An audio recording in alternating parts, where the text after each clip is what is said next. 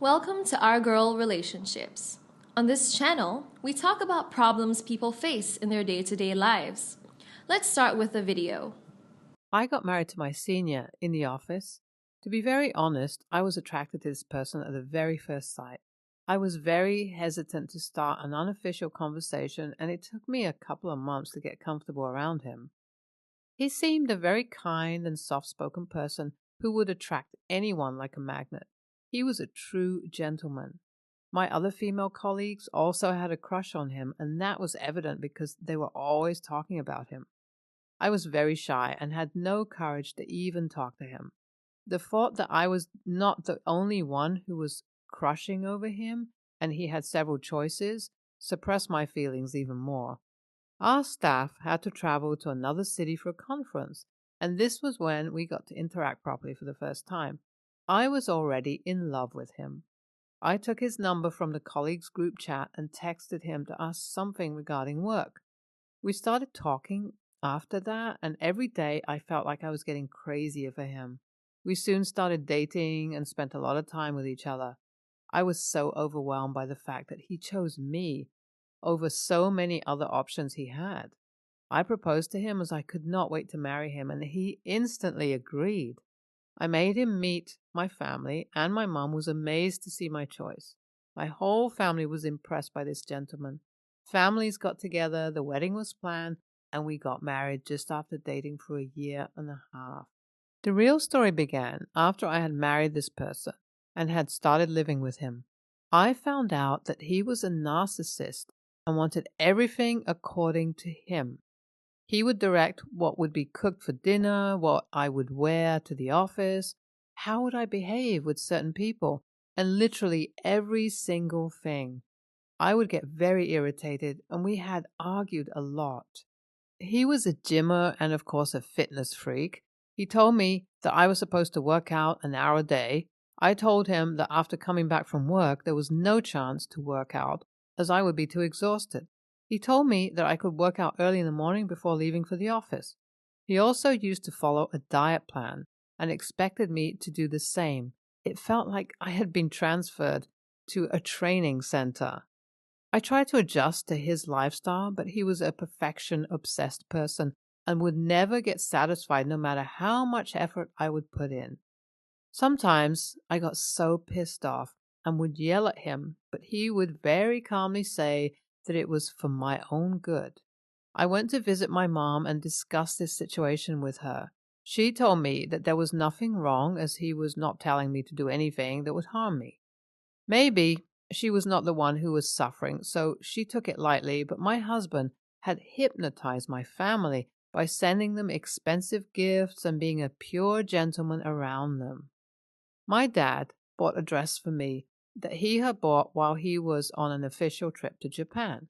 It was a knee-length dress, navy blue colored, and had a floral print. To be honest, I was obsessing over it and could not wait to try it on. We were supposed to go for a dinner date when I chose to wear that dress, and never knew how it would trigger my husband. I got ready and walked out of the room when I saw my husband looking at me horrified. He told me that the dress was gross, and I wanted to embarrass him. I asked him to be gentle and think before speaking because it was a gift from my dad, and I would not take any disrespect. He told me that my family had a cheap choice, and it did not get any better even when he had sent a lot of expensive gifts. I was shocked to hear that, and told him that I was not staying at any cost. I packed my stuff and was leaving his house. He said that we could talk and sort things out, to which I replied that he could simply find someone as psychotic as he was and leave me alone. I have returned to my parents' house, and my family is not glad at all. According to them, I have just left because I was being egoistic. My husband tried to persuade me and sort things out, but I knew he would never change. I was determined to get a divorce, as I could not survive under such surveillance. I had told my family that I was an established woman, and I had no reason to submit to that egomaniac. My family was not pleased with me at all. I could not spend my energy making them understand a simple situation. I rented an apartment and moved out. My husband tried his best to convince me to get back. He would send flowers and letters saying sorry to my apartment because my dumb family had given him my address. I filed for divorce soon after that, and he could not take that as he felt like he was being disrespected. He took this matter to social media and started shitposting about me. He would say that I was too cheap to adjust to his perfection-based lifestyle, so I had no other option but to run away. I posted a video narrating the whole story and said in the end that no matter what he would do, I was not backing off from the divorce. My family was against this decision and told me that I was losing a gem because I could not handle my own ego.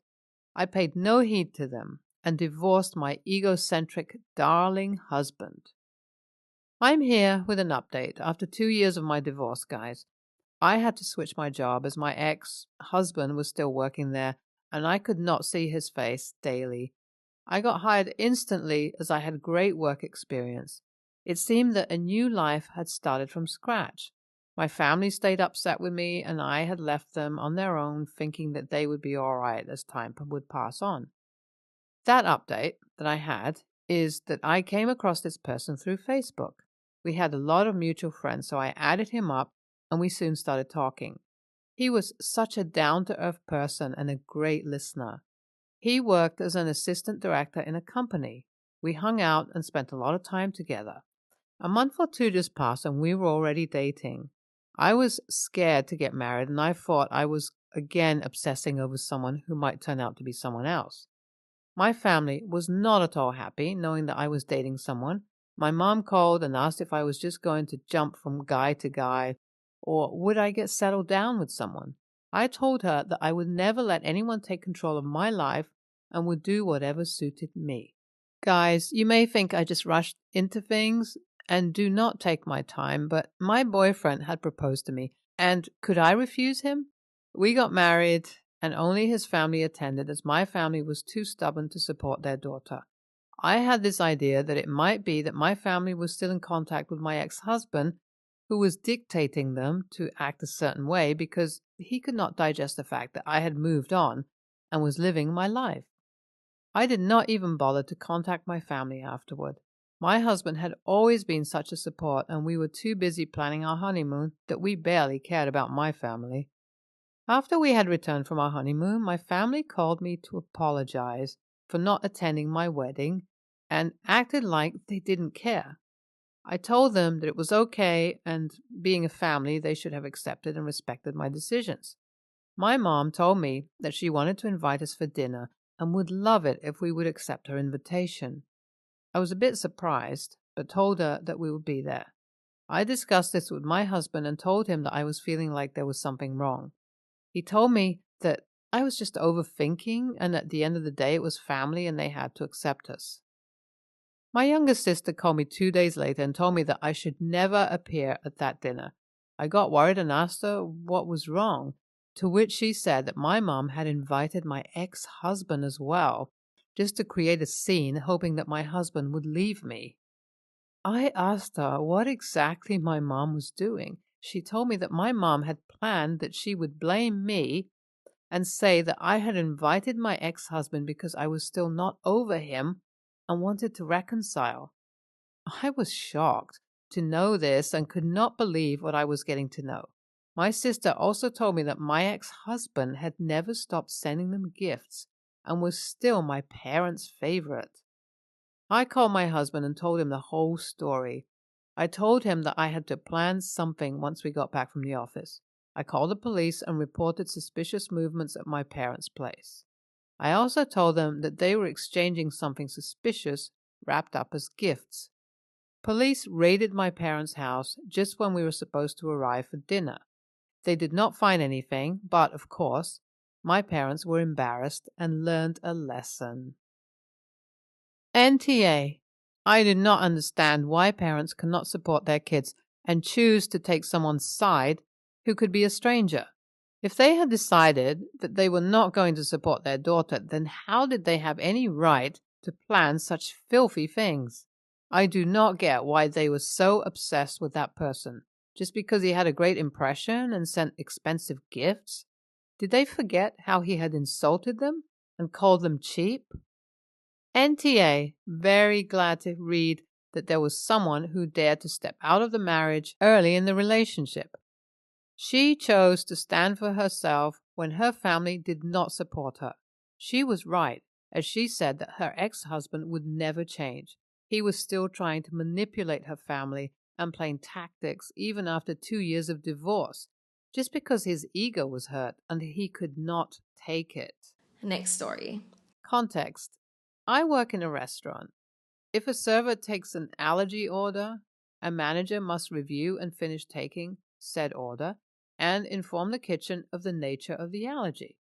In my many years here, this is the first time this has happened. Mother informs server and manager that she has an allergy. I can't remember what it was now, as it was a few days ago. Manager informs the kitchen, and we begin to prep to make the order as instructed.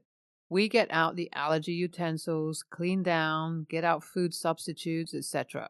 Basically go through the whole allergy procedure to make sure there is no cross-contamination and no way this customer could have an allergic reaction. The server takes the food to the table and the manager takes the allergy dish, standard procedure in our restaurant. 10 minutes later, the father informs us that the mother is having an allergic reaction to the food. A second manager comes into the kitchen and screams at us, wanting to know what went wrong with the order, and we talk her through what we did and how we were certain there was no cross-contamination and the allergy procedure was properly followed and she could check the CCTV to make sure what we were saying was true. The manager took me and the other chef who worked on the meal to the table to find out what went wrong. Chef, we followed everything to the letter. There was no way there could have been any allergen in the meal. Father, there wasn't in hers, but in our son's. Chef, I'm sorry. Father, do you not think my wife wouldn't have tried our son's food to make sure it was good? You should have thought about that before making this food with the allergen. If we get an allergy, we will ask if the table wouldn't mind those allergens being removed from their dishes. However, this was not the case for these tables, as mother and manager had that conversation and she said no. The first manager, who took the order and dish, informs us later on that the father was talking about suing the restaurant for this incident. So, are we the a-hole and responsible for this? Despite going through a rigorous process and making sure her food had no allergens, and she declined the allergens to be taken out of her family's food? NTA, seems to me they're after a quick compo payout. They knew the allergen was going to be in the other dishes, so why on earth would she test it? The father could have tested it. Let them sue. They shouldn't win. You have CCTV of all procedures being followed and witnesses to the fact they said not to remove allergens from the other diners' dishes. Solid NTA. This sounds like a scam. No reasonable person would think it's safe to taste a meal they know they're allergic to. Your restaurant has gone above and beyond to protect their customers, more than most I know. And while this is an unfortunate situation, this is not your fault in the least. The audacity of some people. Next story. I, 20, female, was adopted when I was 16 by my half-brother and his wife, who were in their late 30s at that time. They already had 6 children when they adopted me, but it was never an issue. They have treated me like their own kids since they met me and later adopted me. So did all their other kids. Except for one, their golden child, who is only 4 months older than me. We will call him Chad. Chad has always been an insensitive a-hole to literally everyone, including our other siblings. He would literally fistfight our older sister, say horrible and mean things to everyone, and get away with it. He also had extreme anger issues that would cause broken doors, holes in walls, etc. He also got to do everything me and my sister were never able to do. Got a free car and went out at night, etc. When we were still in school together during high school, he got up in front of our whole class year and told everyone I wasn't his sister and never would be. He then told me in front of his friends that I would never be a part of his family and I should just get over it and walk off. This was not a one and done thing. He would keep doing this up until he moved out and I stopped talking to him. Golden Boy, once again, got the limelight of the family after he got married right after high school, moved out to his wife's family's house, and then had a baby, the first grandbaby. Since this has happened, I have stayed as far away from him as possible, only seeing him for family pictures every year because our mother asks. Recently, I decided to come forward to our mom about what he said and did, because she was upset about how I was distancing myself from him. She basically pulled the "that's still my kid and it's my first grandbaby" card as the reason she wasn't going to be upset over it. I didn't really care, to be honest. I knew it wasn't going to change her mind on her kid anyway. Out of nowhere, I got a message begging me to come to babysit for them because you're the only one who can deal with these kinds of babies because no one else will. Apparently, they are weaning their kid off of breastfeeding, and the baby is extremely clingy because of that, and the fact that the mom is a germ phobia, who has basically isolated this kid since birth. It literally has only been held by like 6 people since it's been born. They know I don't sleep for the most part because I'm an insomniac with ADHD, and I also am not bothered by crying. For some reason, I can sit for hours with the baby crying. It doesn't bother me. I can't tell if that's a blessing or a curse at this point. My sister is mad at me because apparently they haven't asked anyone else in the family for help but me, and everyone wants to go see this baby. Am I the a-hole for not wanting to be around or take care of the baby because its father said that I'm not a part of his family? I posted an update on the situation on my profile because it was too long. Go read it if you want to know what I ended up doing. NTA, I would send them your hourly rates you will charge for the work. When Chad tries to pull the family card, say clearly that he has always publicly announced that you are not his sister and never will be. So you are only keeping Chad's word. NTA, I'm curious to know when your not brother stopped punching holes in walls and what sort of treatment he received for his mood disorder, inability to control himself, and exactly how often you were left with screaming infants to the point that you are well known for being able to deal with screaming infants. I'm really confused about your adopted parents, brother, and sister-in-law being allowed to adopt if your brother is older than you. You were 16 when you moved in, and he was presumably still having violent, abusive fits, destroying property, and viewed as so incapable of controlling himself at that age, plus how he got given a car, unlike the other young people your parents cared for. That is not a safe home for children and young people who need care. Did you provide much care for the other children in the home? Did you ever have to provide care to the other children your parents adopted? Or was the skill with screaming babies something that became apparent after you moved out as an adult?